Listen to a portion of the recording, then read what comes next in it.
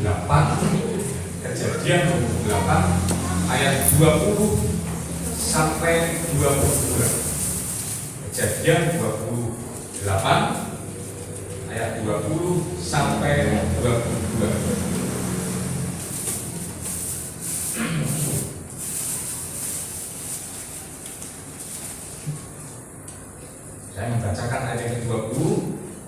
Kaum wanita, perhatikan, membacakan ayat 21, dan kaum pria membacakan ayat 22. Saya membacakan ayat 20. Kaum wanita secara bersama-sama membacakan ayat yang ke-20, ayat yang ke-21 maksud saya. Kemudian kaum pria secara bersama-sama membaca ayat yang ke-22. Kemudian nanti bersama-sama kita katakan amin. Kejadian 28 ayat yang ke-20 saya mulai terlebih dahulu. Lalu bernazarlah Yakub, perhatikan. Hari ini kita akan belajar tentang nazar Yakub. Lalu bernazarlah Yakub, jika Allah akan menyertai dan akan melindungi aku di jalan yang kutempuh ini, memberikan kepadaku roti untuk dimakan dan pakaian untuk dipakai, silakan. Sehingga aku selamat kembali ke rumah ayahku, maka Tuhan akan menjadi Allahku.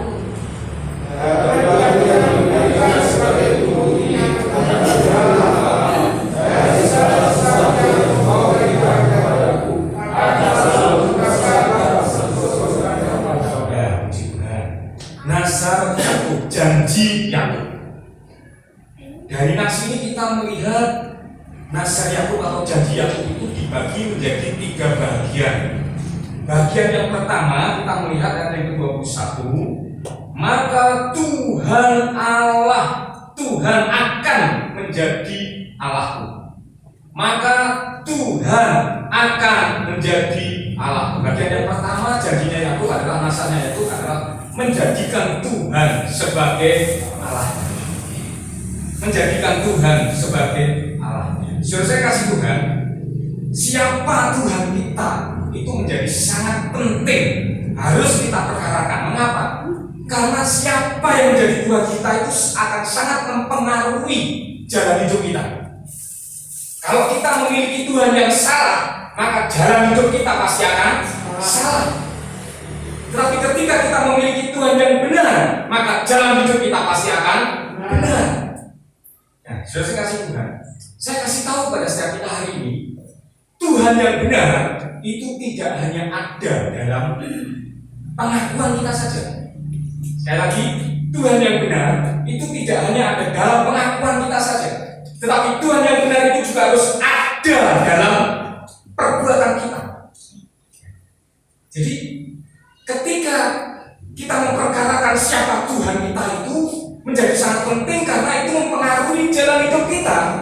Ini artinya bahwa Tuhan yang benar itu harus ada dalam setiap perbuatan kita, bukan hanya ada dalam pengakuan kita. Harus ada dalam setiap perbuatan kita. Nah, puji nama Tuhan. Kita melihat firman Tuhan ini. Maka Tuhan akan menjadi Allahku. Saudara perhatikan kata Tuhan itu huruf besar semua. Ini adalah nama Tuhannya Israel. Nama Tuhan yang sama yang telah memanggil Abraham keluar dari tanah Mesir. Tuhan yang sama yang telah memberikan janji tentang keturunan kepada Abraham. Tuhan yang sama yang disembah oleh Ishak, yang dipuji oleh Ishak. Tuhan yang sama itulah yang dijadikan Allah bagi Yakub. Dan hari ini Tuhan yang sama, Allah Abraham, Ishak dan Yakub itu menjadi Tuhan yang kita sembah hari ini. Amin. Nah, itulah sebabnya dalam Mazmur 146 ayat yang kelima, 146 ayat yang kelima dikatakan, berbahagialah orang yang mempunyai Allah Yakub. Allah Yakub itu tadi siapa? Tuhannya Abraham, Tuhannya Ishak, dan yang dijadikan Tuhan oleh Yakub. Itu yang menjadi Tuhan kita. Maka firman Tuhan berkata, berbahagialah orang yang apa? Mempunyai Allah Yakub, yaitu Allahnya Abraham, Ishak dan kemudian menjadi Allahnya Yakub. Dan hari ini kalau kita menjadikan Allahnya Yakub itu menjadi Tuhan kita, maka kita termasuk orang-orang yang berbahagia. Mengapa? Nah, kita perhatikan baik-baik. Berbahagialah orang yang mempunyai Allah Yakub sebagai penolong, yang harapannya pada Tuhan guru besar semua. Perhatikan, guru besar semua itu nama Tuhan, yaitu Yahweh, ya, itu Allahnya Israel. Yang harapannya pada Tuhan Allahnya. Karena itu dalam Perjanjian Baru, Tuhan yang sama, ya, Allahnya Israel itu telah menjadi manusia di dalam Yesus Kristus Tuhan. Jadi Kristus Tuhan yang kita sembah, Yesus Allah yang kita sembah itu, ya, bersumber dari Allahnya Israel. Jadi Allahnya Israel itu menjadi manusia dalam wujud manusia yang dijanjikan oleh Tuhan dalam nubuatan Mesiani, ya, keturunan akan meramukan keturunan Tuhan. Itu nubuatan Mesiani. Itu terjadi ketika Yesus mati di atas kayu salib, meremukan kepala iblis. Jadi ini sebuah nubuatan. Allah yang sama yang kita sembah, ya, Allah Israel itu telah menjadi manusia di dalam Yesus Kristus. Ini sebabnya kita harus berbahagia ketika kita menjadikan Allah itu sebagai penolong kita. Coba perhatikan, ayat itu masih bukan titik, ya. Ayat itu titik 2. Artinya apa? Ada sesuatu yang ingin ditunjukkan. Israel itu gimana keadaannya? Ayat ke-6, kami lihat. Ayat ke-6. Dia yang apa? Menjadikan langit dan bumi. Jadi Allah yang saudara-saudara saya sembah, Allah Israel itu Allah yang menjadikan langit dan bumi, dahsyat laut dan segala isinya, dan dahsyat, dan yang luar biasa lagi, tetap setia untuk selama-lamanya. Itu keberadaan Allah yang kita sembah, Allah yang kita jadikan sebagai penolong hidup kita. Jadi Allah yang tidak pernah berubah, setia menolong. Hanya saudara-saudara, kalau Allah yang tidak pernah berubah, yang setia, itu berarti Allah yang tidak pernah tidak menolong. Alias apa? Selalu menolong. Hanya persoalannya kadang-kadang pertolongan Tuhan itu tidak seperti yang kita harapkan, bahkan kadang-kadang atau bahkan seringkali cenderung itu menyakiti hati kita.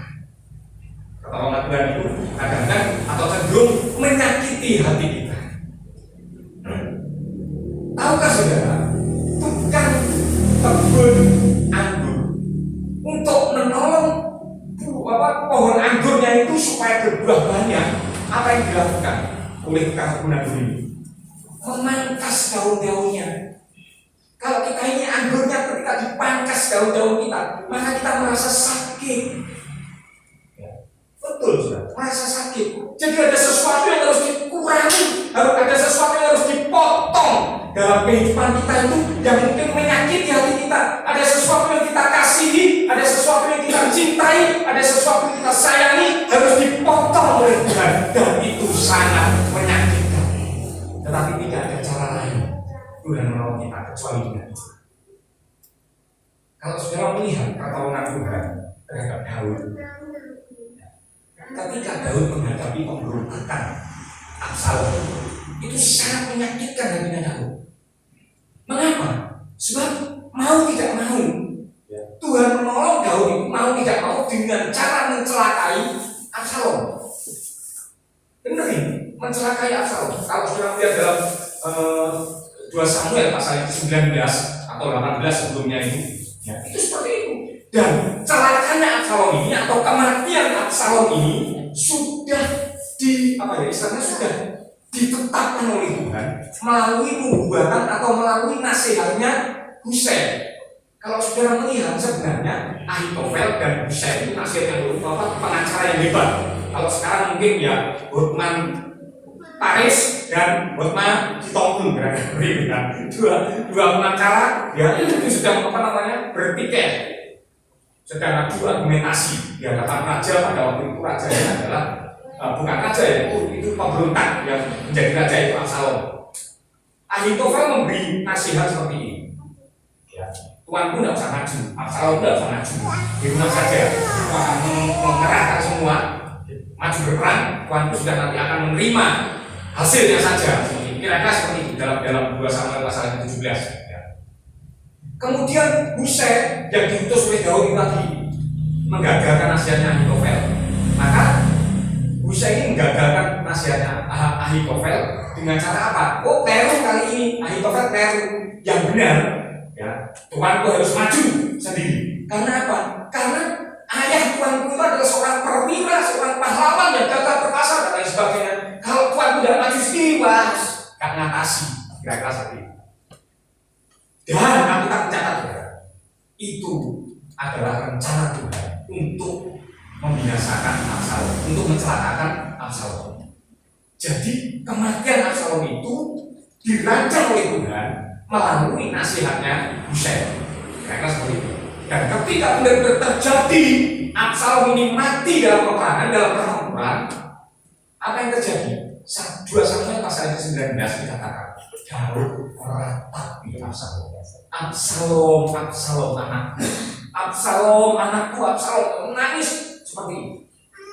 Jadi pertolongan Tuhan ini mau nggak mau, ya mau nggak mau Tuhan ini harus memilih, Dan ketika Tuhan harus memilih bagi kita, masih ingat ya dulu pernah saya sampaikan, ya, bahkan saya mengubah sebuah lagu belum saya ajarkan kepada saudara. Jika Tuhan harus memilih bagi kita, Dia akan melakukan yang terbaik di matanya. Seandainya harus Dia menyakiti kita, Dia tetap kerjakan demi kebaikan kita. Jadi Tuhan itu ketika harus memilih, memberikan pertolongan kepada kita, maka Dia akan tetap melakukan apa yang terbaik di mata Tuhan. Sekalipun itu mungkin di mata kita itu tidak baik, tapi Tuhan akan tetap melakukan yang terbaik. Bahkan seandainya harus menyakiti kita, Dia akan tetap melakukan itu demi kebaikan kita. Amin. Jadi Tuhan ini melakukan, membinasakan Absalom ini demi kebaikannya Daud. Sebab kalau Absalom tidak mati, Daudlah yang mati. Nah, ini pertolongan Tuhan kadang-kadang seperti itu. Nah, kemudian berikutnya lagi, Tuhan selalu menolong, tidak pernah tidak menolong, hanya menunggu waktunya. Ya, menunggu waktunya. Nah, waktu Tuhan itu harus bergerak seiring sejalan dengan waktu yang kita miliki, sehingga pertolongan Tuhan itu dapat kita rasakan manfaatnya.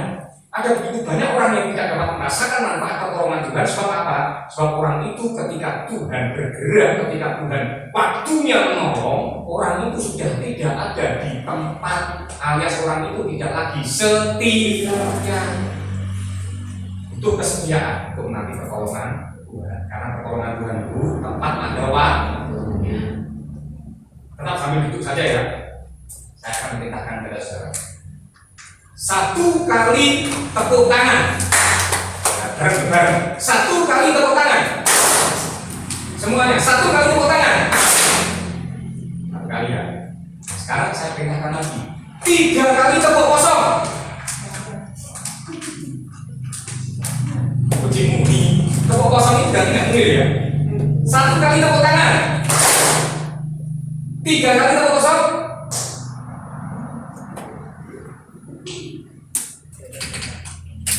Saudara harus tahu, mau saya bawa kemana saudara.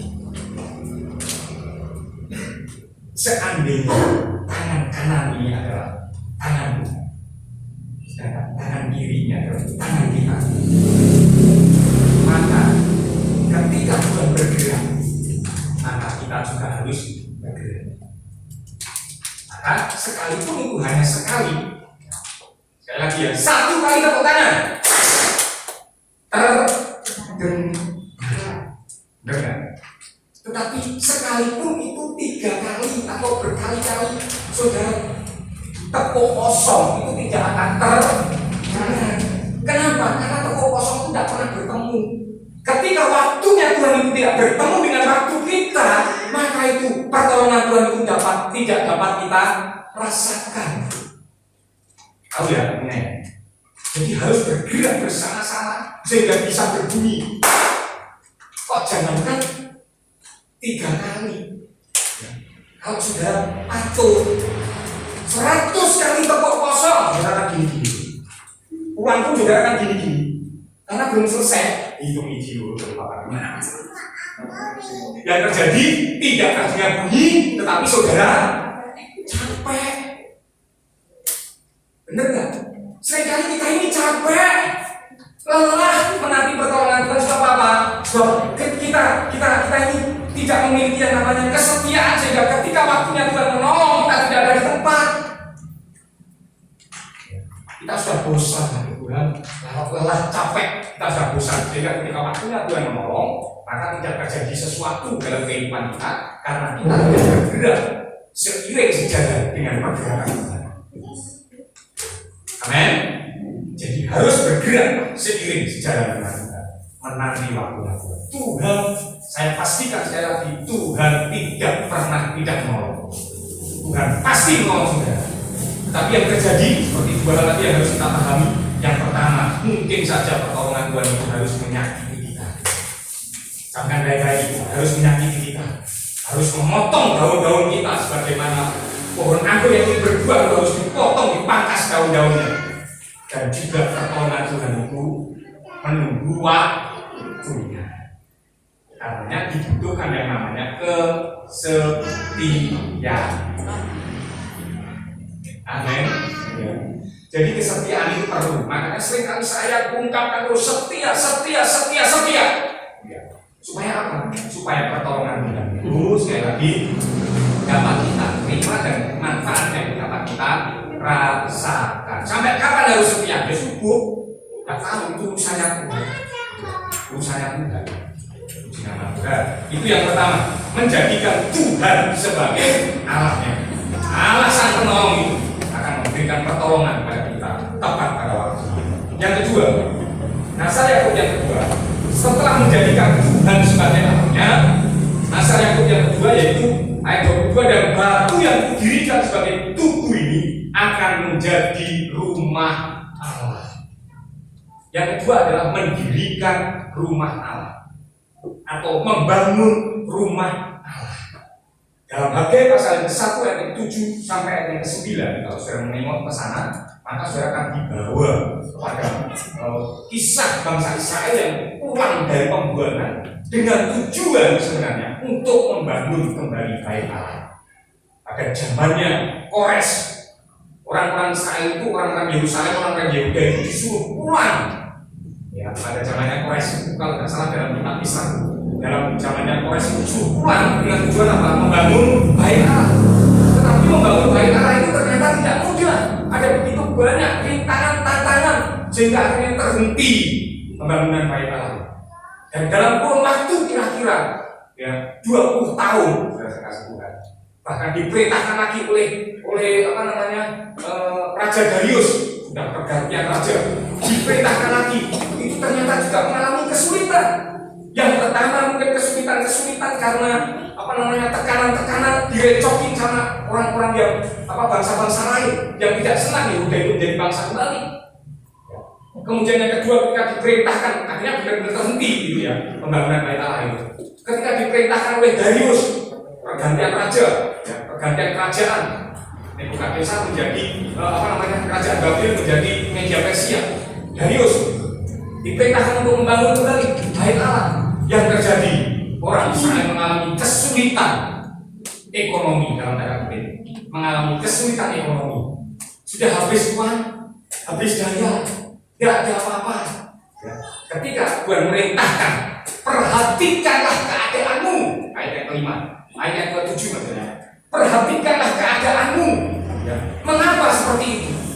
Karena engkau tidak membangun bait Allah, engkau tidak pedulikan bait Allah. Bahkan kalau sudah baca ayat-ayat sebelumnya, saudara akan melihat bahwa bangsa Israel ketika diperintahkan untuk membangun bait Allah, mereka berkata belum waktunya untuk membangun bait Allah.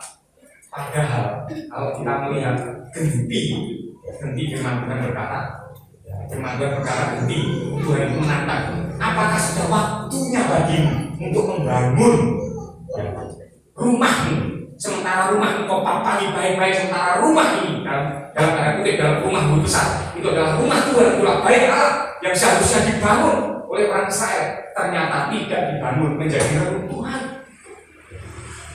Maka dari ayat ini kita tahu bahwa titik tolak perubahan keadaan kita ini akan dimulai dari pembangunan baik. Saudara kasih Tuhan, kisah ini kisah yang bersifat historis, sejarah nyata ada. Jadi Alkitab kita itu mencatat catatan semua dalam Alkitab kita itu sesuai dengan sejarah. Sekalipun bahkan mungkin ada beberapa orang yang membuktikan ternyata terbukti bahwa Alkitab kita itu secara historis dapat dipertanggungjawabkan. Jadi sesuai dengan sejarah. Namun demikian jangan lupa Alkitab kita juga memiliki nilai secara teologis, secara rohani. Nilai secara rohaninya itu ada. Rasul Paulus yang mengungkapkan apa itu sebenarnya. Memang benar dalam Perjanjian Lama itu diperintahkan oleh Tuhan secara fisik yang harus dibangun oleh orang Yerusalem pada waktu itu, oleh orang Yehuda pada waktu itu. Tetapi pada akhir zaman ini, saudara, secara fisik itu sudah bisa dirusak oleh manusia. Itulah sebabnya Alkitab kita yang mengandung nilai secara rohani itu, Rasul Paulus berkata bahwa sesungguhnya baik Allah itu bukanlah secara fisik, tetapi hidupmu, tubuhmu itu adalah baik. 1 Korintus 3 ayat yang ke-16. Tidak tahukah kamu bahwa tubuhmu adalah baik? Mengapa disebut seperti itu? Karena Tuhan Roh Allah ada berdiam di dalam kita. Mengapa kita disebut sebagai rumah Allah? Lalu, mengapa kita disebut sebagai rumah Allah? Karena Roh Allah diam di dalam kita. Jadi pastikan Roh Allah yang diam hidup kita itu adalah Roh Allah, jangan roh lain. Amin. Maka oleh karena dirimu, ojo mbok lagi. Ojo mbok lagi. Amin. Ini milik Allah, jangan dikontrakkan pada iblis, jangan disewakan pada iblis. Milik Allah. Jadi ini menjadi rumah Allah yang harus kita bangun secara rohani. Ya, sulit sebagaimana orang Israel membangun bait Allah, banyak tantangannya. Untuk membangun kerohanian kita itu juga banyak tantangannya. Banyak sekali tantangannya. Kalau tidak, mungkin gereja itu benar. Benar saja. Untuk membangun rohani kita itu sangat sulit sekali. Ada begitu banyak tantangannya. Yang inilah, yang itulah. Ya. Jadi banyak sekali tantangannya untuk membangun rohani kita. Tapi sekali lagi, saya katakan pada setiap kita, keadaan itu sangat dipengaruhi oleh rohani. Kalau rohanimu sehat, rohanimu baik, maka keadaan pasti baik. Amin. Mengapa? Karena sebenarnya sudah kasih Tuhan, keadaan buruk yang dialami oleh seseorang itu karena orang itu tidak mau nerimo sebenarnya. Orang itu berangsang tidak mau nerimo. Tetapi kalau rohaninya sudah baik, rohaninya sudah terpuaskan di dalam hadirat Tuhan, ya, maka yang terjadi punya duit sedikit, bersyukur. Punya beras sedikit, bersyukur. Amin. Punya istri cantik, bersyukur. Punya istri bersyukur. Itu ya. Jadi isinya itu kalau kita sudah puas itu isinya itu apa isinya itu bersyukur saja. Ya apapun keadaan bersyukur. Terima kasih Tuhan. Terima kasih Tuhan. Dia akan selalu orang yang bersyukur. Masih ingat definisinya apa? Orang yang bersyukur adalah orang yang selalu melihat kebaikan Tuhan, kebaikan demi kebaikan yang Tuhan kerjakan dalam hidup kita, bahkan di tengah-tengah keburukan yang dialami sekalipun. Sekali lagi orang yang bersyukur itu masih ingat apa? Orang yang bersyukur itu selalu bisa melihat kebaikan di balik keburukan. Tapi orang yang menggerutu sebaliknya melihat keburukan terus hidup ini kok kayak ini, hidup ini pada seru, hidup ini nggak punya duit, hidup ini padahal punya duit. Ayo, saudara nggak punya duit, Ya. Punya tapi cuma 1.000 rupiah, duit lo itu. Itu kan duit lo. 1.000 rupiah pun duit lo. Punya duit kita ini. Amin. Punya duit. Jadi jangan sampai kalau lo nggak punya duit. Ini akan duit kenapa bingung nanti. Nah, jangan Tuhan.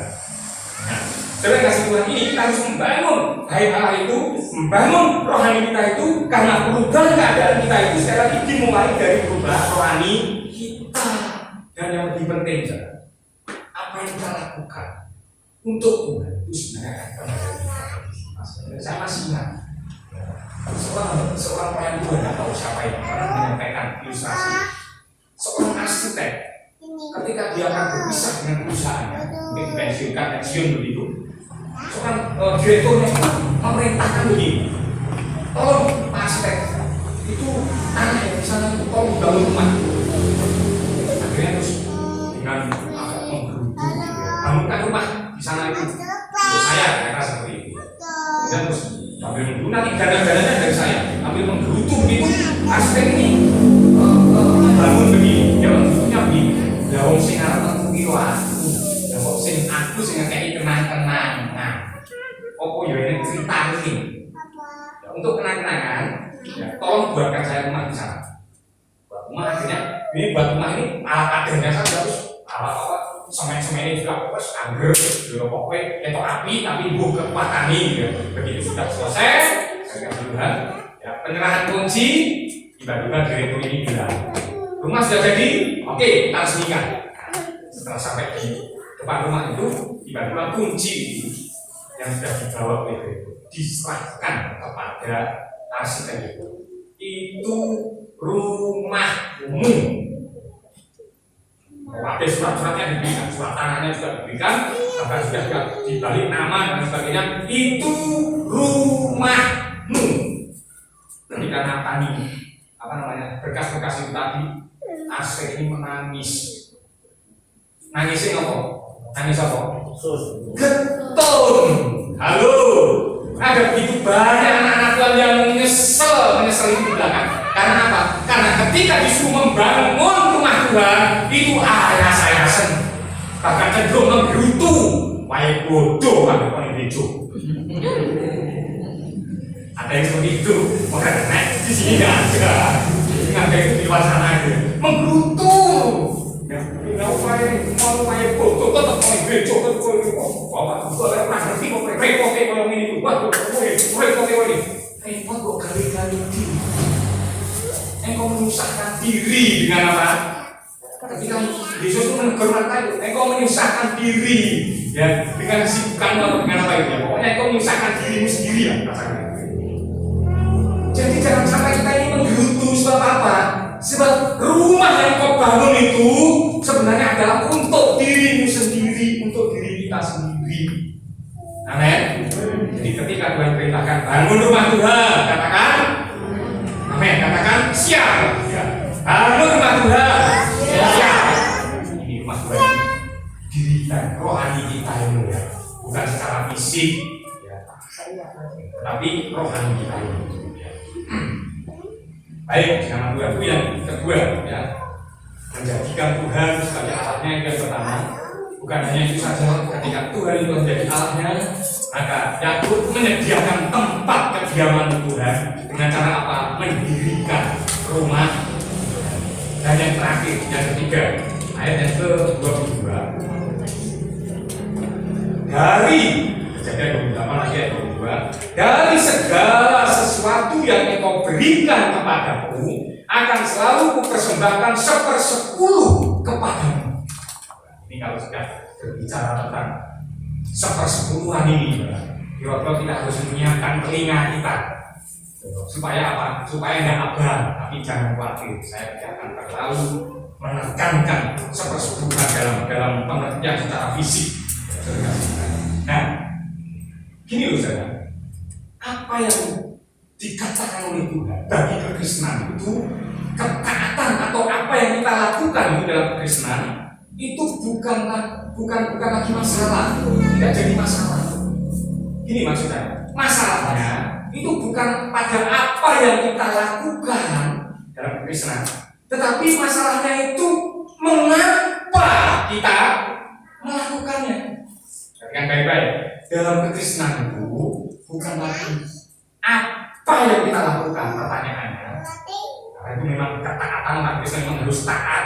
Bukan lagi apa yang harus kita lakukan, tetapi mengapa kita melakukan. Termasuk dalam hal persepuluhan itu. Mari kita melihat ayat pasal yang ketiga dan yang ke-10. Bawalah seluruh persembahan persepuluhan itu ke dalam rumah perbendaharaan. Maksudnya adalah rumah Tuhan. Asalnya Yakub tadi apa yang pertama? Ini sangat kronologis, berurutan ini. Menjadikan Tuhan itu sebagai Allah. Kemudian untuk supaya dia berdiam bersama-sama dengan Tuhan, maka dia menyediakan tempat kediaman, dia membangun rumah Tuhan, ya, sehingga Tuhan itu berdiam di dalam kehidupannya. Kemudian yang ketiga, perhatikan baik-baik, bawalah seluruh persembahan persepuluhan. Aku akan membayar persepuluhan itu ke dalam rumah Tuhan. Ini janji, ke dalam rumah Tuhan. Supaya, perhatikan baik-baik, supaya, ini adalah tujuannya. Supaya apa? Supaya apa?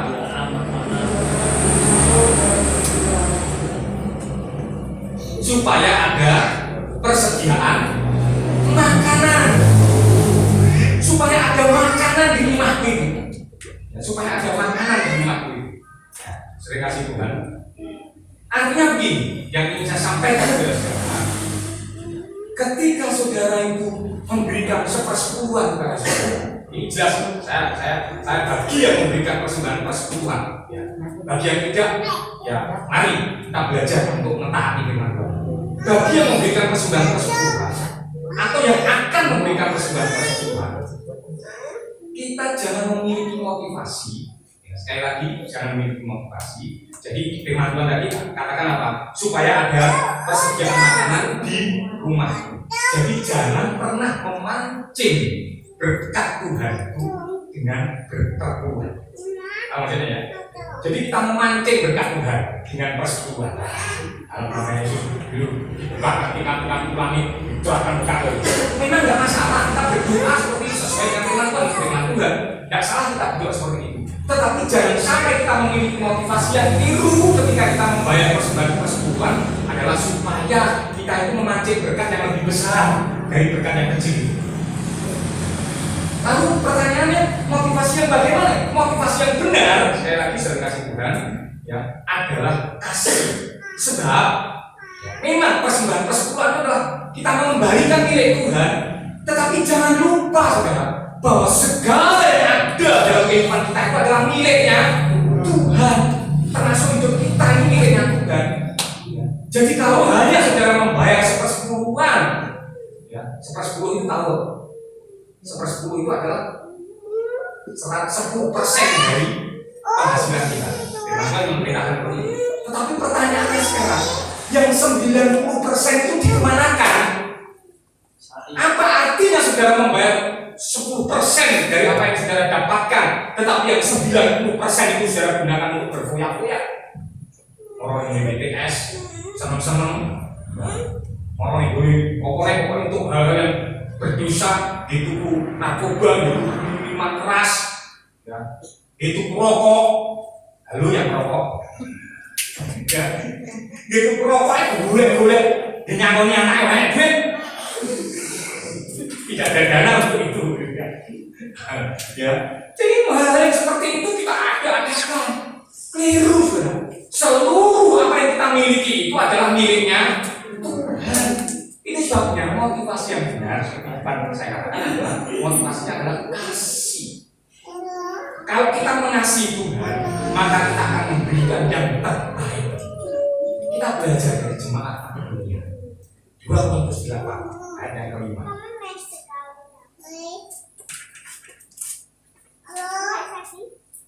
Mereka memberikan lebih banyak daripada yang kami harapkan.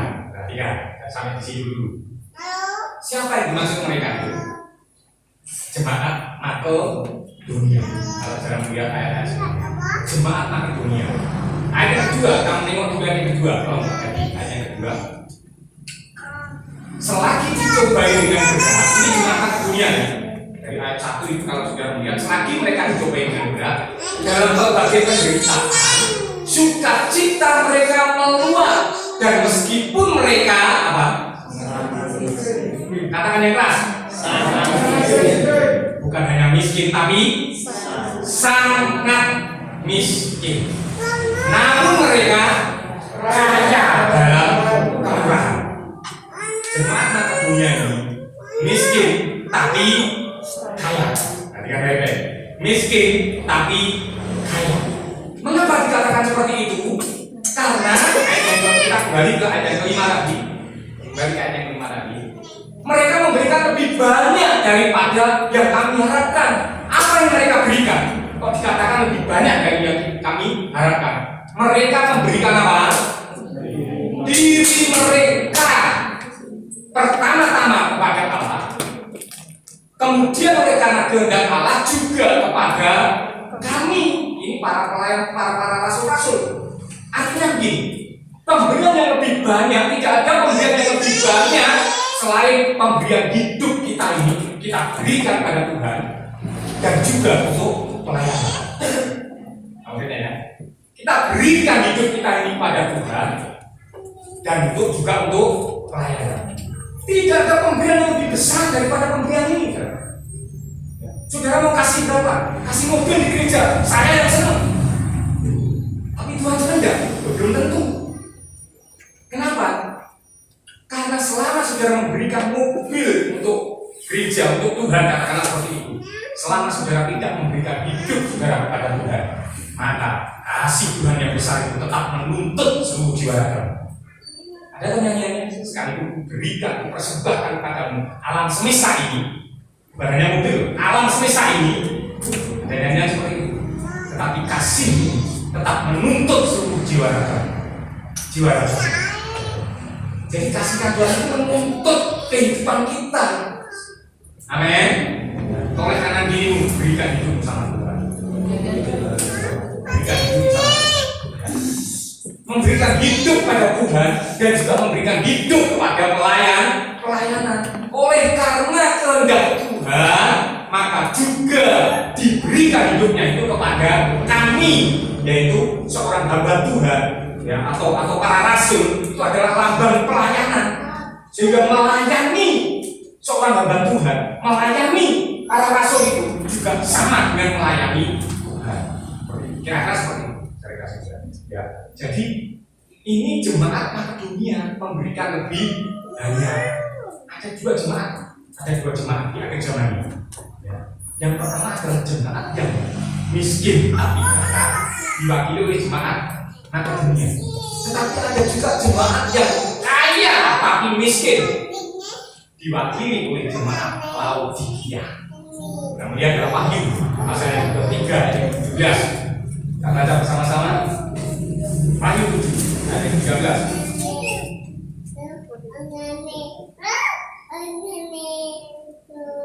Kita baca bersama-sama. 1, 2, 3. Karena engkau berkata, aku kaya dan aku telah memperkayakan diriku dan aku tidak kekurangan apa-apa. Dan karena engkau tidak tahu bahwa engkau dan malah miskin, buta dan jemaat Laodikia. Akhirnya Laodikia. Jemaat Laodikia ini kaya tapi miskin. Kaya tapi miskin. Saudara kasih Tuhan, mari kita melihat, kita pilih sekarang. Kita menjadi jemaat Makedonia yang miskin tapi kaya, berikan hidupnya pada Tuhan, atau kaya tapi miskin karena tidak pernah memberikan hidupnya kepada Tuhan. Pilih yang ada. Hari ini sekali lagi pilih yang ada. Nasa Yakub itu dapat kita urutkan demikian rupa secara kronologis, ya, dan dapat kita artikan secara rohani dalam kehidupan kita. Yang pertama, menjadikan Tuhan sebagai Allahnya itu adalah ketika kita menerima Yesus sebagai Tuhan dan Juru Selamat kita secara pribadi. Itu berarti kita menjadikan Tuhan itu Allah kita. Kemudian yang kedua, Yakub mendirikan rumah Tuhan, rumah untuk kediaman Tuhan. Itu berarti bagi kita memperhatikan hidup rohani kita. Ayo perhatikan hidup rohanimu, karena hidup rohanimu itulah di dalam kehidupan Tuhan itu bertahta, Tuhan itu berdiam. Sebabnya siapkan hidup rohani kita. Kemudian yang terakhir, ketika Tuhan sudah berdiam dalam kehidupan kita, mari kita belajar untuk setia. Kenapa? Karena kita memberi supaya membayar sepersepuan itu adalah supaya ada makanan di rumah itu, kata Tuhan. Dan firman Tuhan berkata, makananku adalah melakukan kehendak Bapa dan menyelesaikan pekerjaan. Tahukah saudara apa itu maksudnya? Kesetiaan. Apapun yang pekerjaan itu, kerjakan dengan setia. Amin. Dan berkati kita. Kepala kita.